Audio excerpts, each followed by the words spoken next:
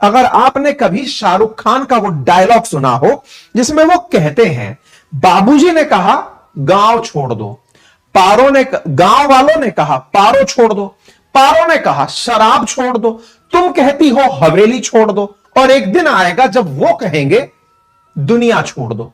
तो भैया इस आदमी को रोको, क्योंकि इसके डिमांड नहीं खत्म हो रही। पहले ये टैरिफ पर बात शुरू किया, डी डॉलराइजेशन पर शुरू किया, अब आते आते ये रशिया पर आ गया है। तो भैया हमको शाहरुख खान बनने की जरूरत नहीं है, हम देवदास थोड़ी हैं जो गम में बैठे हैं। हम भारत हैं, हम वो भारत हैं जिसने 1998 में अमेरिका के सैंक्शंस को भी झेला है। हम पूरी तरह से अमेरिका से कट कर रहे हैं। हम वो हैं जो अमेरिका पाकिस्तान के साथ खड़ा हो गया था तब भी 1971 का युद्ध लड़कर खड़े हैं। तो भाई हम डरने वाले नहीं हैं। ऐसे में हमें इसे रोकना होगा, हमें रोकना होगा और कुछ सबक लेना होगा इस आदमी से, जो आदमी भारत के लिए भले ही विलन हो लेकिन ये अपने देश के लिए हीरो बना, जब इसने तुरंत सेम डे ही इधर ट्रंप बोले कि मैं टैरिफ लगाऊंगा, इसने कहा हम भी लगाएंगे। हमें सीखना चाहिए मैक्सिको के प्रधान से, जिन्होंने सेम डे कहा आप टैरिफ लगाइए हम भी लगाएंगे। हमें सीखना होगा इनसे, जिन्होंने कहा अगर आपको आना ही है तो आइए, दो दो हाथ कर ही लेते हैं। हमें बोलना होगा, हमें अपनी बात रखनी होगी, और इसकी शुरुआत कहां से होगी, ये सारी बातें आज के सेशन में शुरू से शुरू करते हैं। पहला बेसिक सवाल जो उठा आज के सेशन में वो ये कि भाई अमेरिका ने हमें टैरिफ में राहत दी क्यों थी। मतलब हम जब सामान भेजते थे तो हम उसको कम टैरिफ पर भेजते थे, यानी वो हमसे ज्यादा टैक्स नहीं वसूलते थे, और वो जब हमें भेजते थे तो हम ज्यादा टैक्स वसूलते थे। भाई साहब अमेरिका आप ऐसे क्यों थे। आज भारत आपके साथ सबसे ज्यादा व्यापार करता है, यानी कि भारत का बाइलेटरल ट्रेड अगर देखा जाए तो वो यूएस के साथ 119 बिलियन डॉलर का है, लेकिन तुम भारत के साथ 10वें नंबर पर व्यापार करते हो, क्योंकि तुम्हारा सबसे ज्यादा व्यापार मैक्सिको के साथ है। लेकिन तुम्हें नजर हम ही आते हैं कि इंडिया हमसे व्यापार करता है। अच्छा व्यापार करता है सो करता है, भारत व्यापार में इनसे मुनाफा कमाता है। कितना कमाता है? 45 बिलियन डॉलर का सालाना मुनाफा कमाता है। भारत एकमात्र ये देश अमेरिका है जिससे व्यापार करके मुनाफा कमाता है, ट्रेड सरप्लस में रहता है। तो देखिए साहब, पहला विश्लेषण यहीं पर हम शुरू कर देते हैं, और वो विश्लेषण इस बात का है कि अमेरिका शुरुआत से ऐसा नहीं था कि वो हमारे साथ व्यापार करे और घाटे में रह ले। इसकी कहानी कहीं और से निकल कर आती है। पुराने समय में जितने भी राष्ट्रपति रहे उनके कालखंड में व्यापार घाटा बढ़ता चला गया है। सन 2000 में तो हम 20 बिलियन डॉलर का व्यापार किया करते थे, आज 119 बिलियन डॉलर तक अगर व्यापार में पहुंचे हैं तो व्यापार बढ़ा क्यों, और बढ़कर के हमें फायदा पहुंचाया क्यों? आंसर एक लाइन में इतना है कि आपने भारत को अपनी तरफ करने के लिए, क्योंकि इंडो पैसिफिक क्षेत्र में आपको समझ में आ गया था कि पाकिस्तान लुढ़क गया है, पाकिस्तान आपके हाथ से निकलकर चाइना की गोदी में चला गया है, और आपको चिंता चाइना से होने लगी। 1991 के बाद जो चाइना ने रफ्तार पकड़ी, आपको लगा कि पूरा एशिया आपके हाथ से छिन जाएगा, आपको इंडो पैसिफिक में कोई दोस्त नहीं मिलेगा। हमारे आसपास के देशों में आपके पास परमाणु शक्ति संपन्न अगर कोई राष्ट्र था तो वो भारत ही था, जो आपके साथ रहकर आपको एशिया में पावरफुल कंट्री बना सके, आपकी बातों को इंप्लीमेंट करा सके। और सर बात मुनाफे की है, अगर आप भारत को कमाने नहीं देते तो भारत आपकी सुनता क्यों? आपकी वजह से भारत को बेनिफिट नहीं होता तो आप कौन और मैं कौन? हमारे और आपके रिलेशंस धीरे धीरे मजबूत हुए, और ये ट्रेड का जो मामला है ना, ये आपने हमें कमाने दिया और आप मूर्ख बनकर बैठे रहे। एक दिन में नहीं हुआ, आपको पता था कि इन्हें पहले मोटिवेशन दो ताकि ये अमेरिका के प्रति माहौल को सही रखेंगे। हम तो वो थे जो आपको देखते ही गरियाते थे, हम तो वो थे जो अमेरिका को एकदम फूटी आंख पसंद नहीं करते थे। हम ये मानते थे कि ये तो पाकिस्तान का फेवर करने वाला देश है। हम आपके साथ इसलिए आए क्योंकि आपने हमें मुनाफे दिए, आपने अपने आप को बड़े दिल का दिखाया, ये दिखाते हुए कि देखो मैं अब वो वाला अमेरिका नहीं हूं जो पहले हुआ करता था, जो किसी का सगा नहीं होता था। अब मैं आपका सगा हूं, आप मुझसे पैसे कमाओ और जो कमा लिया उसे मेरे सामने डिफेंस डील करके समर्पित कर दो। तो डिफेंस डील भी आपको हमारे ही दिमाग से खोज निकल कर आई कि इंडिया डेवलपिंग कंट्री है, हमने इतना इनको लूटा, उसके बावजूद दुनिया की 5वीं बड़ी इकोनॉमी बन चुका है। ऐसे में इनके पास में परचेजिंग पावर पैरिटी दुनिया की 3री सबसे बड़ी है। कल को अगर हमारे हाथ से यह बाजार निकल गया तो हमारी डिफेंस इक्विपमेंट खरीदेगा कौन? आपको तो दिख रहा था उभरता हुआ बाजार है, जाकर रूस से व्यापार कर रहा है। अब अगर ये रूस से व्यापार कर रहा है तो हमें इसको अपनी तरफ लाना पड़ेगा। लाने के लिए आपने ये दाना चला, तो आप ये मूर्ख बनना छोड़ें। डोनाल्ड ट्रंप, आपको पता हो कि आपने ये सारा खेला जो हमारे साथ खेला था वो जानबूझकर खेला था शुरुआत में अमेरिका ने। अब लेकिन आपको चूंकि अपनी राजनीति चमकानी है और आपको लगता है कि सारी दुनिया अस्त व्यस्त हो रखी है, तो बात ऐसी है जनाब, अगर ये सब चलता रहा और आपको लगा कि ट्रेड टैरिफ हटाकर 0 कर दो, तो ये हम वही हैं जो फिर से बेवफा सनम हो जाएंगे। 1998 में आपके साथ बेवफाई थे हम, हमारे बीच में और आपके बीच में कोई वफा थी नहीं। $20 बिलियन का व्यापार ले देकर हुआ था, वो भी आप ही करने आए थे कि नहीं संभाल लो इसको, नहीं तो ये उखड़ जाएगा, ठीक है ना। तो कुल मिलाकर बात ये है कि फिलहाल आपको हमें इंटरेस्ट आ रहा है क्योंकि हम बड़े हो रहे हैं, आपको अपने ऊपर इंटरेस्ट इसलिए आ रहा है क्योंकि आपकी व्यापारिक नीतियां सुलझ रही हैं। आपने जानबूझकर हम जैसे देशों पर जर्नलाइज सिस्टम ऑफ प्रेफरेंस लगाकर उठने का अवसर दिया था ताकि इन्हें एक बार के लिए देखो, आज हम अमेरिका की सुने क्यों? एक कॉमन सी बात सोचकर चलें। आज हमसे कोई यह कहता है कि अमेरिका सैंक्शन लगा देगा, तो हमारे पसीने छूटते हैं, और यार अमेरिका सैंक्शन लगा देगा। अरे भाई, सैंक्शन लगाने का अर्थ क्या है? सैंक्शन लगाने का अर्थ है आप हमसे व्यापार रोक दोगे, हमको व्यापार से होने वाला मुनाफा खत्म हो जाएगा। मुनाफा खत्म हो जाएगा तो हम डरते हैं। आपने पहले ही मुनाफा खत्म करने का सोच लिया। अगर मेरा आपके साथ मुनाफा खत्म हो गया तो मेरा डर किस बात का रहा? अगर ईरान को आज आपने पूरी तरह सैंक्शन करके पटक रखा है, अब उसको आपका डर नहीं रहता। आप तो छोड़ो, नॉर्थ कोरिया को आपका डर नहीं रहता, वो ये मानता है किम जोंग उन की आप आओगे हाथ मिलाने, और पिछली बार आप गए थे उसको संभालने के लिए कि भाई तेरे को तो कोई डर है ही नहीं, आज अब मैं ही तेरे से हाथ मिला लूं, पता चले किसी दिन तू गुस्से में बम फोड़ दे मेरे ऊपर। कुल मिलाकर बात यह है कि हमारे पास मुनाफा है, मुनाफा हमसे छिन जाएगा, यह डर हमें आपके सैंक्शन से डराता था। लेकिन अगर आप टैरिफ के अंदर ले जाकर आप यह कहते हो कि नहीं मैं आपको मुनाफा नहीं कमाने दूंगा, नहीं कमाने दोगे तो हम आपसे डरना बंद कर देंगे। और जब डरना ही बंद कर देंगे, सैंक्शंस तो हम पहले भी गुजार चुके हैं, तो फिर आपके साथ हम किस व्यवहार में रहेंगे? ट्रंप, आपको यह समझना होगा, भारत को यह याद रखना होगा बार बार कि हमारे साथ में इनके, और ये ट्रंप वो आदमी है जो पिछली बार आया तो इसने पिछली बार भी हमारे साथ ये खेला किया कि जर्नलाइज सिस्टम ऑफ प्रेफरेंस में से इंडिया को हटाओ क्योंकि ये तो हमारे साथ मुनाफा कमाता है। देखिए, जरूरत दोनों की है। आपको इंडो पैसिफिक क्षेत्र में चाइना को काउंटर करना था, शक्ति संतुलन आपको बनाना था। आप तो बढ़िया से पाकिस्तान के साथ थे ना, अभी भी संसद के अंदर थैंक यू तो आपने पाकिस्तान को ही बोला था, हमें थोड़ी बोला था। हम तो हिस्ट्री जानते हैं पूरी की तरह से आपकी, हम तो पुराने समय से सोवियत रूस के साथी हैं। हमारे और सोवियत रूस के जो संबंध थे वो तो सब जानते हैं ना।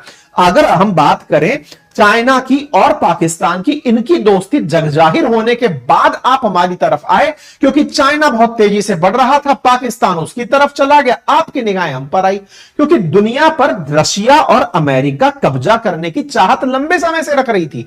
लड़ते ये दो ही थे, तब तक इंडो पाकिस्तान युद्ध भी चलता था। अचानक थर्ड प्लेयर ये जो पांडा निकलकर आया चाइना, इसके आने के बाद आपकी समीकरण बिगड़ी। आपको लगा कि रोकने के लिए इंडिया ही हमारे पास एक सॉल्यूशन हो सकता है।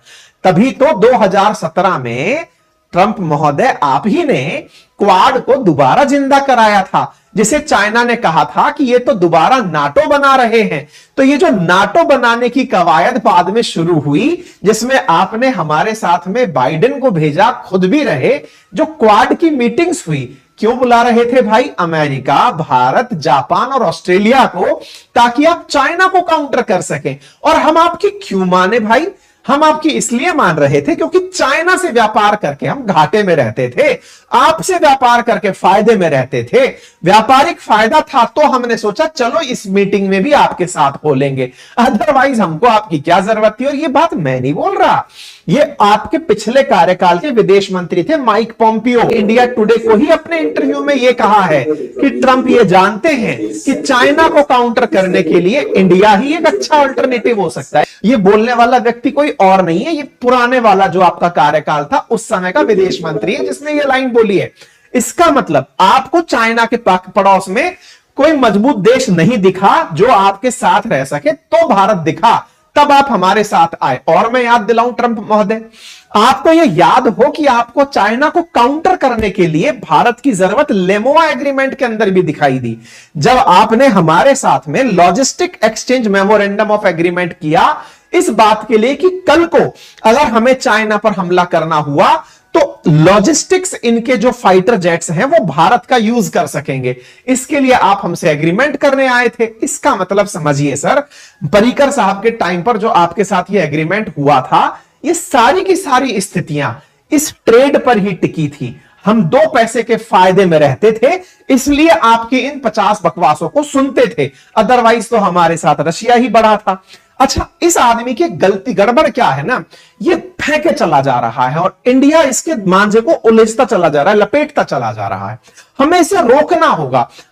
अगर रोका नहीं गया तो ये एक साइकोलॉजिकल प्रेशर इन्वेस्टर्स के दिमाग में क्रिएट कर देगा, ट्रेडर्स के दिमाग में क्रिएट कर देगा, दुनिया के सामने भारत की इमेज को खराब कर देगा। इसे तो रोकना होगा कि ये जो टैरिफ बार बार चिल्लाता है, टैरिफ चिल्लाता है और ऊपर से F-35 बेचने चला आता है कि मेरा F-35 ले लो। क्यों भाई, हम कैसे ले लें तुम्हारा F-35?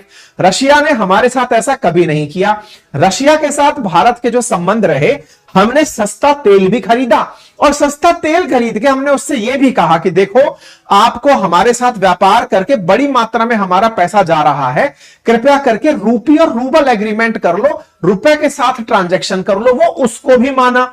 आपसे सस्ता वो हमारे सुखोई, अपना सुखोई भी हमें ऑफर कर रहा है 5th जनरेशन। हम तुम्हारी किस बात पर माने और तुम कब के वफादार रहे? हम अपने पुराने मित्रों को ना साथ लें।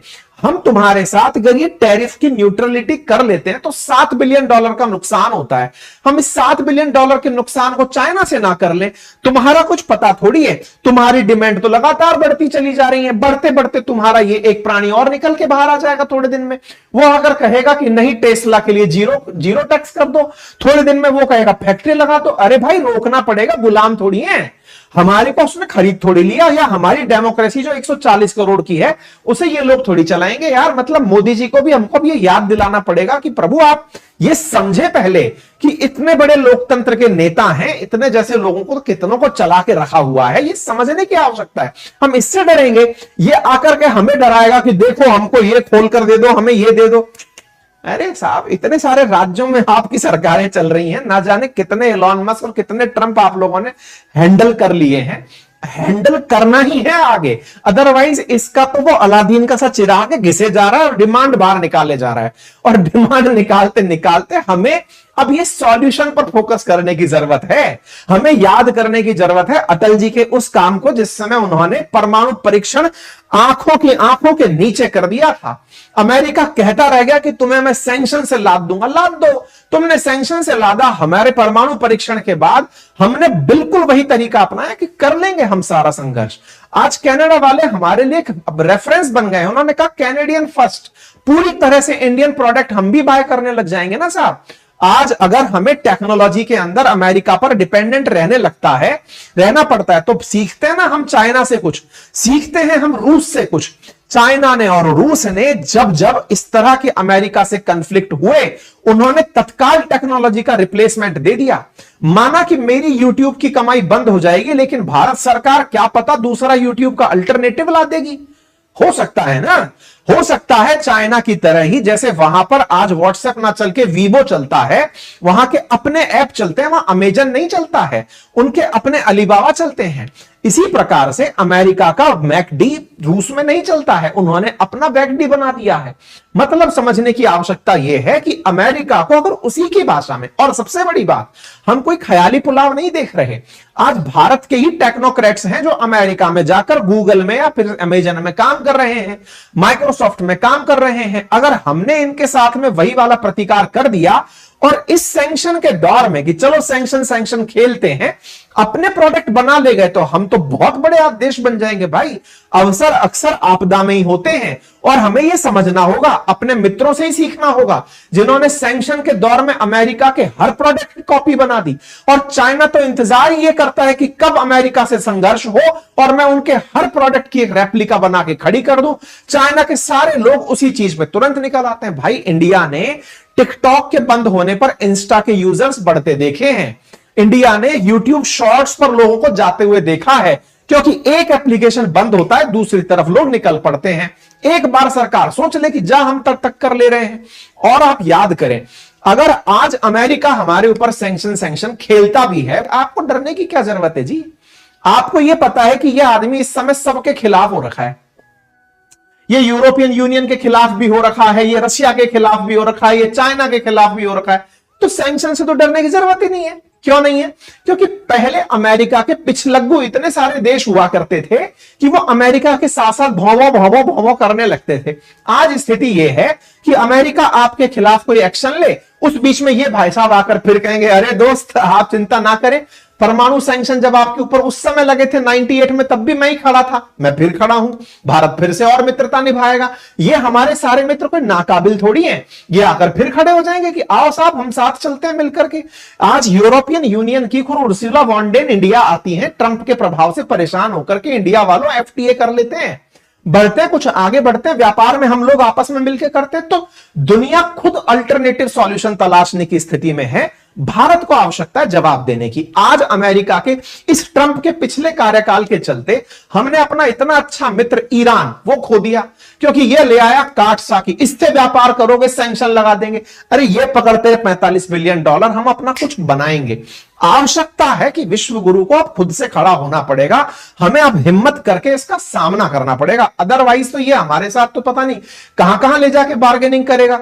मतलब हमको ऐसा लग रहा है कि एक सोशल मीडिया का इन्फ्लुएंसर है जो अमेरिका में बैठा हुआ है, वो कुछ भी बयान देता है और हम उस पर चर्चा शुरू कर देते हैं। नहीं भाई, ईरान हमारा इतना अच्छा मित्र था जिसने चाबहार पोर्ट हमें दिया, अफगानिस्तान में रीच दी, सेंट्रल एशिया में रीच दी, ये ज्यादा परमानेंट मित्र हैं भाई हम लोगों के। हमने इनको छोड़ दिया पिछली बार, आज ये लोग भी तो जी रहे हैं ना अमेरिका की टक्कर में। अगर आज अमेरिका के सामने हम खड़े होते हैं तो ये सब हमारे साथ वापस से खड़े हो जाएंगे।